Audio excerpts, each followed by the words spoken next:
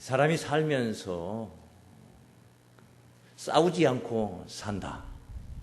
부부가 싸움을 한 번도 해본 적이 없다. 굉장히 박수 받을 일인데, 역설적으로는 그만큼 또 관심이 없어서 싸움이 안 되는 경우도 있습니다. 부부지간에도 그 싸움을, 사랑하는, 같이 살 정도로 몸을 맞대고 같이 사는 그런 입장에서도 싸우지 않고 못 산다. 어쨌든 그런 우리의 삶인데, 이 세상에서 싸우지 않고 우리가 살 수는 없을 줄 압니다. 더더구나 세상 성향을 갖지 않고 하늘 성향, 하나님 나라 성향을 가진 사람이 세상에서 버티며 산다는 것은 매 순간 어쩌면은 싸움 속에 산다 해도 과언이 아닐지 모르겠습니다. 그래 이제 그런 어찌됐든 내 내면에 나와의 싸움이든 어떤 상대를 두고 싸우는 일이든 간에 싸움이라는 것 속에서 우리가 이겼을 때의 그 이긴 자의 면류관이 있어지는 것입니다. 면류관은 그렇게 되는 것이다. 그래서 이런 싸움이든 저런 싸움이든 면류관을 얻기를 소망하는 자라면은 싸움에서 이긴 자가 되어야 됩니다. 우리 신앙생활하는 우리 성도님들이 시험에 들지 않고, 시험에 들어서 예배를 안 나올 수도 있고 여러 가지 마음이 상해가지고 있는 경우들도 있고 한데, 만약에 단에 서 있는 목사가 자꾸 시험에 들어가지고 그 시험에 드는 그런 그 몸부림을 예배를 안 나오는 것으로 만약에 그렇게 표현을 해버리고 산다면은 주일날 간간히 여러분들이 저를 못 볼 때도 있습니다. 그런데 한 번도 빠지지 않고 여러분은 저를 만나고 있죠. 그러면은 제가 시험에 안 들어서 그러느냐? 그건 아닙니다. 저에게도 시험이 있고 자칫 시험에 들기도 합니다. 어떤 크고 작은 정도의 차이일 뿐이지 없는 건 아니에요. 영 없는 건 아니에요. 항상 누구에게도 있어지는 것입니다. 다만 저는 시험에 들면은 단상이 안 올라가 버린다, 이런 것으로 표현을 하지 않고 특별하게 달리 어떻게 하겠죠. 어떤 분들, 여자분들은 남편에게 서운한 감정이 생겨서 싸움을 한다, 음식을 막 해서 먹어버리는 사람들이. 어떤 사람은 우물가에 가서 그냥 막 빨래나 샥 해버리는 사람은 있고, 그 빨래도 성질 날 때는 옛 어른들 있지 않습니까? 도리에다 올려놓고 방망이질 해버리는 거. 생각하기에 나름이지. 이놈아 죽어라, 이놈아 죽어라 하면서 이렇게 또 할 수도 있겠죠. 그렇게 할 수도 있겠죠. 크고 적은 시험거리가 상존하는 그런 세상 속에 삽니다. 그런데 오늘 본문에서 중요한 경고의 말씀이 있습니다. 이 땅에 거하는 자에게 임하는 필연적인 시험이 있다는 것입니다. 땅에 거하는 자가 어쩔 수 없이 거쳐야 하는, 받아야 하는 그런 시험이 있다. 그 대상, 이 큰 시험이 있는데 그 대상이 누구냐? 땅에 거하는 자다. 땅에 거하는 자다. 땅에 거한다. 이 상당히 설명이 많이 필요한 말씀입니다. 땅에 거하지 않는 사람 어디 있어요? 다 땅에 거하죠. 비행기 타고 다니는 조종사, 여행객들, 그런 육신, 몸이 하늘에 붕 떠서 공중부양을 한다고 해서 그게 하늘에 거하는 것이고, 발바닥을 땅바닥에다 댔다고 해서 땅에 거한 거, 그렇게 정의할 수 없습니다. 중요한 건 뭐냐? 정신세계가 중요한 것입니다. 육신은 공중에 있어서 놀이기구를, 어떤 기구를 타고 팔도일함을 한다 할지라도 정신은 땅에 있고 우리는 정신은 땅에 있지만은 우리는 저 하나님의 그 영원한 나라를 지금도 소망하며 마음 천국을 우리는 이루고 있는 것입니다. 그러므로 땅에 거한다, 하늘에 거한다, 이거 눈에 보이는 대로 어떤 물리적 현상으로 규정할 수 없는 것이다 말이다. 어찌됐든 성경은 경고합니다. 땅에 거하는 자, 땅에 거하는 자에게. 계시록 6장 9절에서 10절 말씀을 보십시오. 순교자들 이야기가 여기 있습니다. 다섯째 인을 떼실 때 내가 보니 하나님의 말씀과 저희의 가진 증거를 인하여 죽임을 당한 영혼들이, 그 이유가 명백히 기록이 되어 있죠. 하나님의 말씀과 저희의 가진 증거를 인하여, 그것 때문에 죽임을 당했다. 타살이죠, 타살.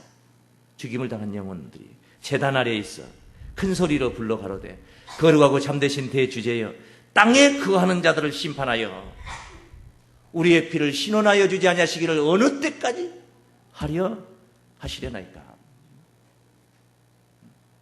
야, 여러분, 저는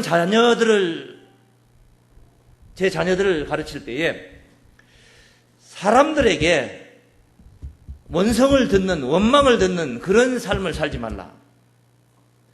권세자들에게 그런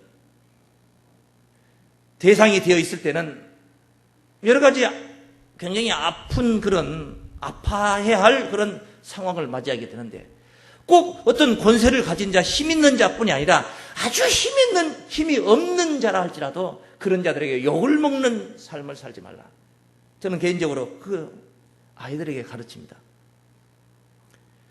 그러지 않습니까? 지나가는 어떤 심히 약한 그런 자라 할지라도 나를 보고 욕짓거리를 하고 간다든가,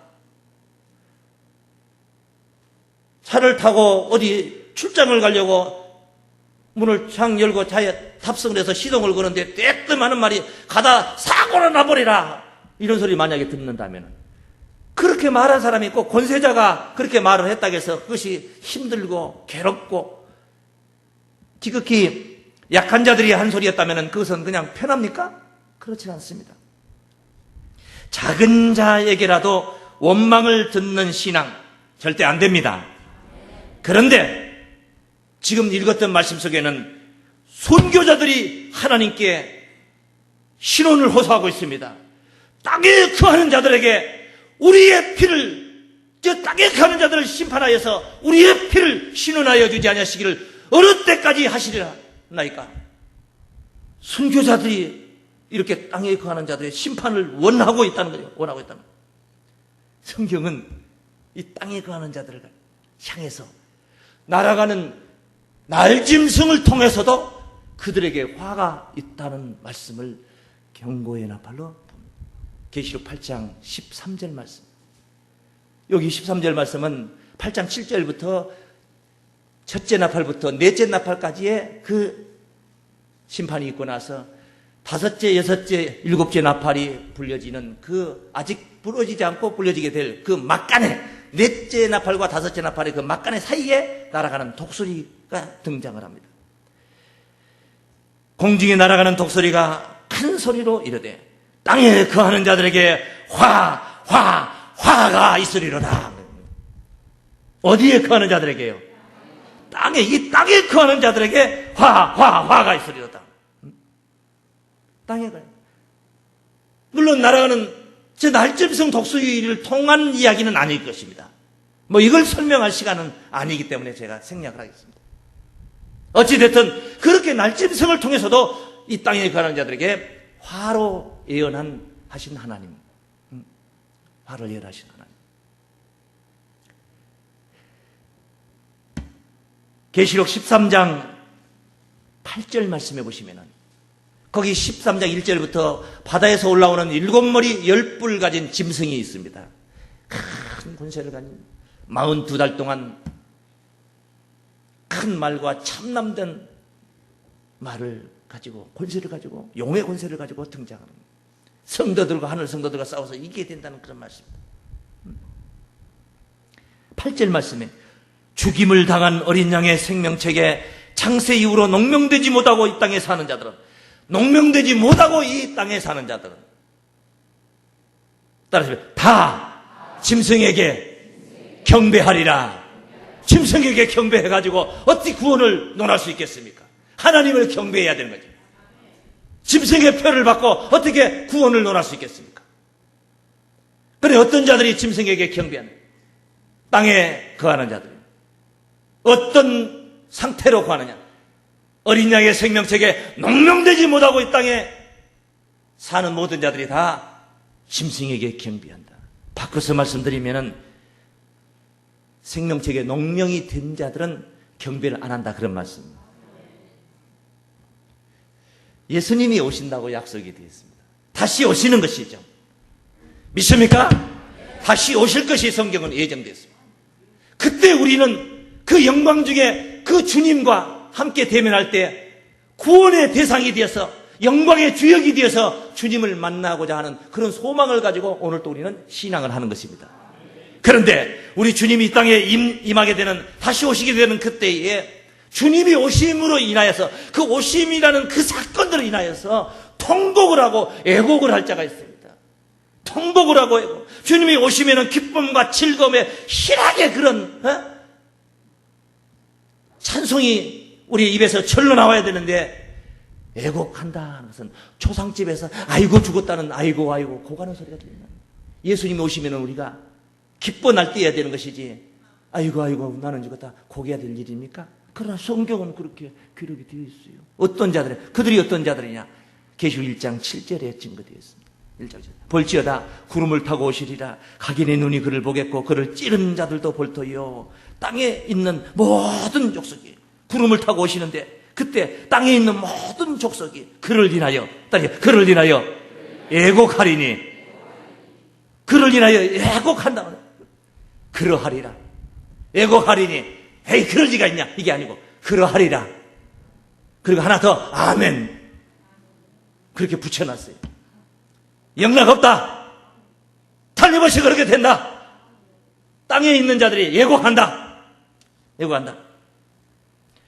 이런 일련의 말씀을 통해서 볼 때 우리가 어찌됐든 하늘에 거하는 자가 되라는 교훈이 여기에 있는 줄로 믿습니다. 하늘에 거해야 된다. 하늘에 가야 된다. 이 하나님께서 하늘에 예비해 두신 면류관요, 하늘 면류관은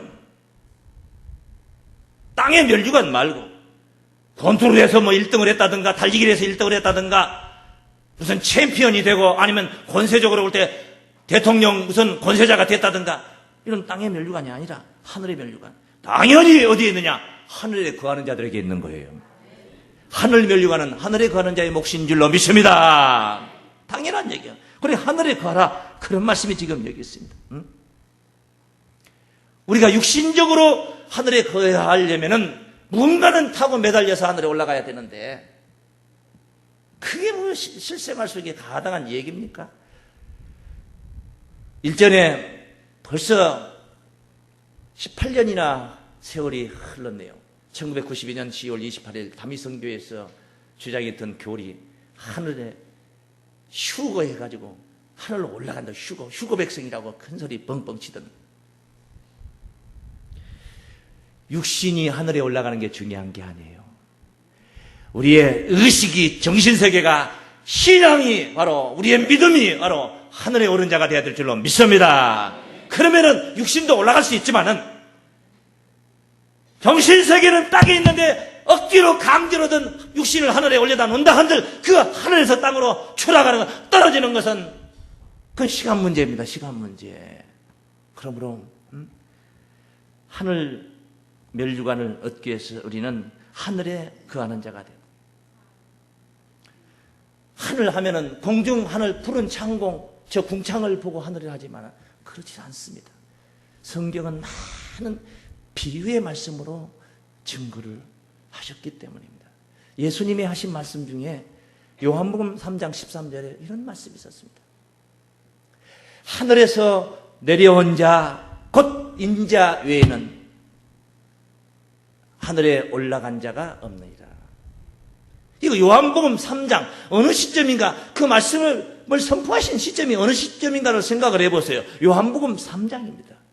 예수님이 십자가 지시고 부활하시는 광경은 요한복음 20장을 지나면서 20장을 지나면서 예수님이 부활하신, 그래서 막달라 마리아에게 발을 만지지 말라, 내가 아직 아버지께로 가지 못했노라, 이런 말씀도 그것은 요한복음 20장 이후에 나오는 말씀들이에요.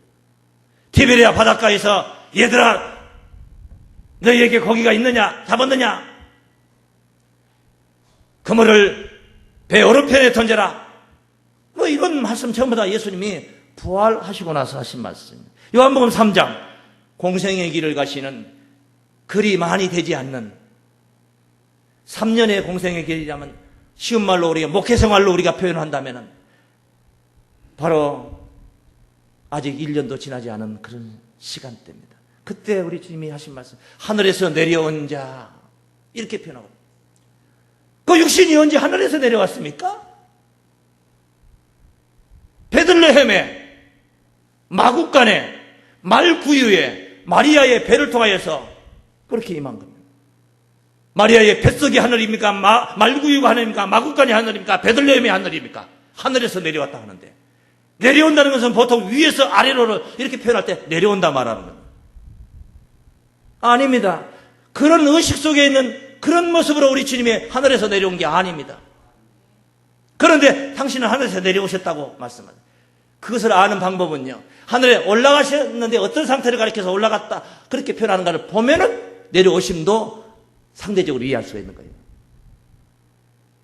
그렇게 말씀하시죠. 하늘에서 내려온 자, 인자 외에는 하늘에 올라간 자가 없느니라, 이 말은 올라간 자가 없느니라, 올라갈 자가 없느니라 이렇게 말하지 않고, 내가 이제 3년 동안 여기 머물다가 십자가 지시고 부활하면은 내가 그때 올라간다는 것을 예상하고 올라갈 자가 없느니라 말씀하지 않고 올라간 자가 없느니라 이렇게 말씀하신 것은 그 말씀을 선포하신 그 순간에 이미 하늘에 올라가 계신 상태라 이 말입니다.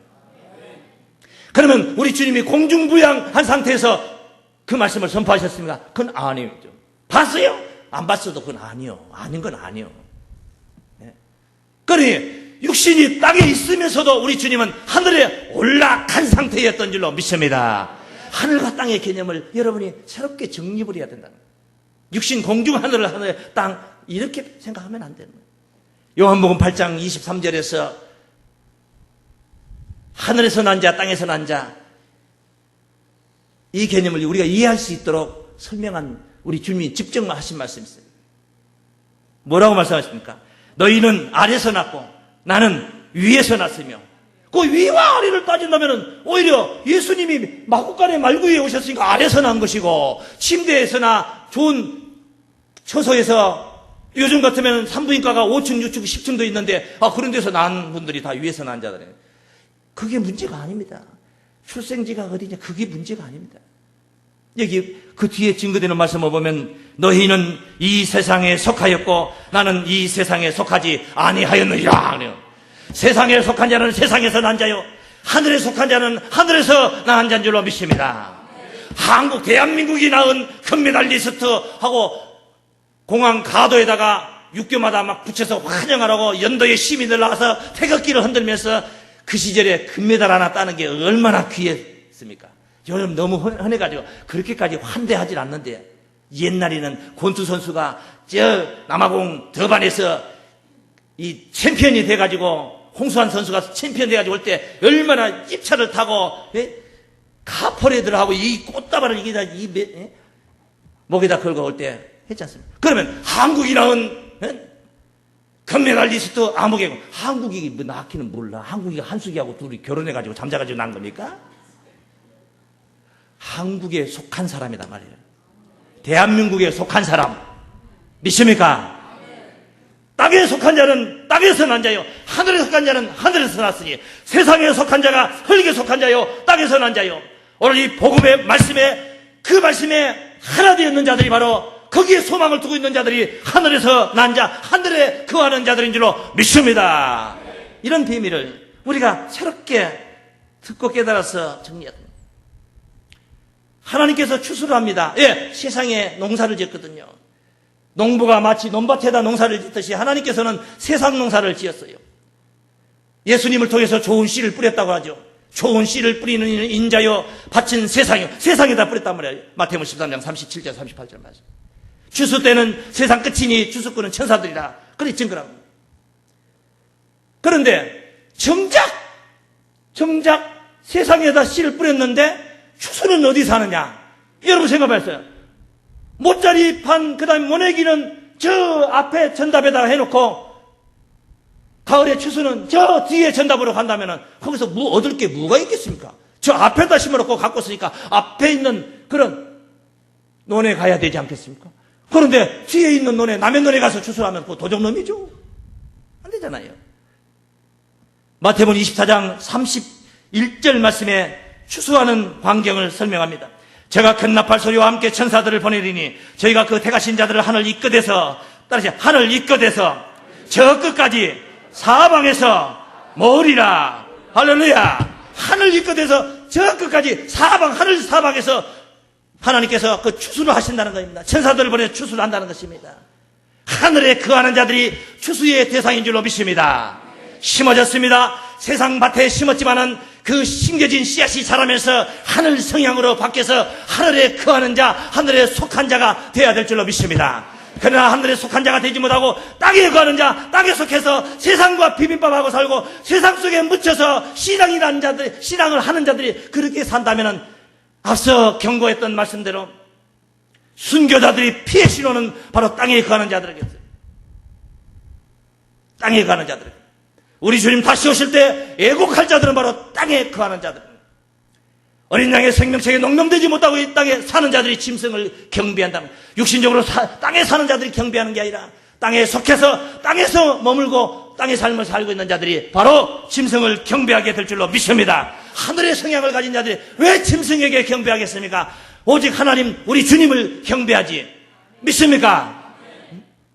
땅에 거하는 자가 돼서 하늘에 거하는 자가 되어야 되는 것입니다. 하늘에 거하는 자가 어떻게 됩니까? 하나님이 이미 프로그램을 만들었죠. 어떻게 만들었습니까? 이 땅에 거하는 자들을 위해서 예수를 보냈고 예수님이 십자가를 지셨고 3일 만에 부활하셨습니다. 이 사건 그리고 예수님이 승천하신 거죠. 승천하셨으면 예수가 안 계셔야 되는데 내 마음속에 여러분의 심령 안에 우리 주님이 계시잖아요. 주님이 계신 곳이 하늘이래. 십자가는 나의 죽음이었으니까 그때 나라는 존재, 나의 옛사람은 죽어버렸고 죄인 되었던 나는 죽어버렸고 예수님의 부활로 인하여서 새 사람으로 새 생명 가운데 우리는 다시 거듭난 줄로 믿습니다. 부활의 영을 통하여서 우리가 새 사람이 되는 것입니다. 새 사람이 되는. 그러므로 그리스도 안에 있는 자에게는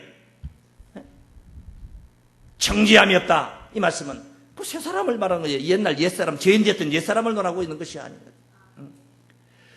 그런 하나님의 프로그램 속에 그런 하나님의 섭리 안에서 예수께서 이 땅에 오셔서 사명을 감당하시고 가셨는데 그 속에서 나를 찾아야 되는 것입니다. 그 속에서 하나님의 사랑을 입은 하나님의 복을 입은 그런 나라는 존재를 찾아야 될 줄로 믿습니다. 골로새서 3장 1절 말씀 한번 보십시오.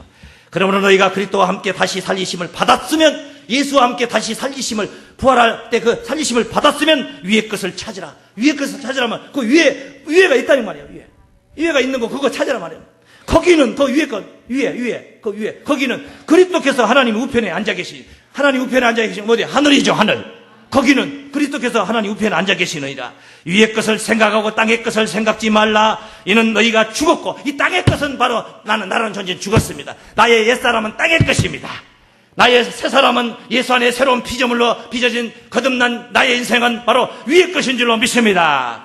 이 땅에는 너희가 죽었고 너희 생명이 그리스도와 함께 하나님 안에 감춰졌느냐. 하나님 안에 감춰졌는 하나님 어디 계신다고 그래요? 저 하늘에 계신다고 하죠. 하늘에 계신 우리 아버지의 이름이 거룩히 여기심을 받으시며 하늘에 계시잖아요. 하나님 안에 감춰져 있는 나를 찾아야 됩니다. 우리 주님이 그 고귀한 몸을 희생해서 나를 위해서 희생하시고 나를 새롭게 변화시켜 새로운 사람으로 만들어주신 그 예수 안에 감춰진 나를 찾아야 됩니다. 말씀 안에서 우리가 이룰 신앙이 바로 그게 바로 신앙인 줄로 믿습니다. 그래 하나님 안에 감췄느니라. 우리 생명이신 그리스도께서 나타나실 그때에 너희도 그와 함께 영광 중에 나타나리라. 그 위의 것이죠. 그러나 위의 것이 아닌 옛사람 땅의 것은 그가 나타나실 때에 영광 중에 함께 나타나는 게 아니라 예수님이 오실 때에 땅의 끝으로 모여 예고하리라 그랬나.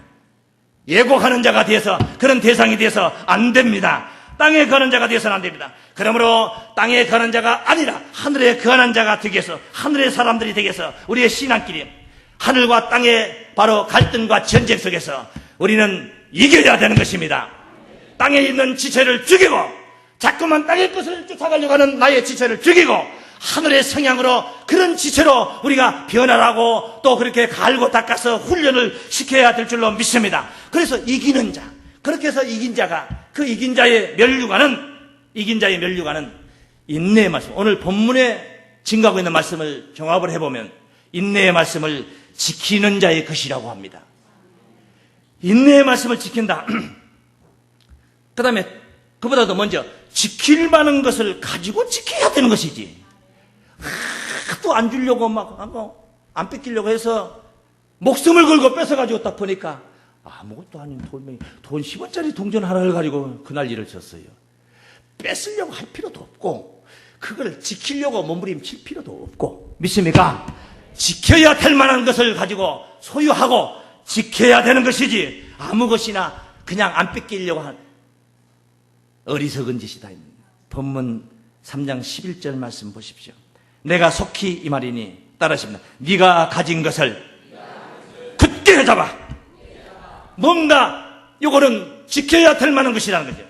그게 뭔지는 모르지만 네가 가진 것을 굳게 잡아. 아무나 네 면류관을 빼앗지 못하게 하라. 그걸 굳게 잡아야지 네 면류관을 빼앗기지 않는다 그 말이에요.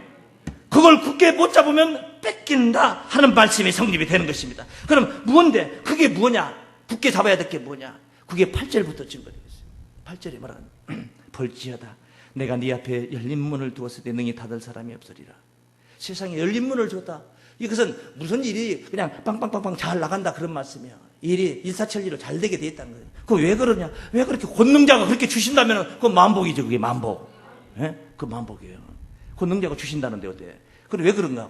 내가 네 행위를 아노니 네가 적은 능력을 가지고도 내 말을 지키면 내 이름을 배반치 아니하겠다. 예?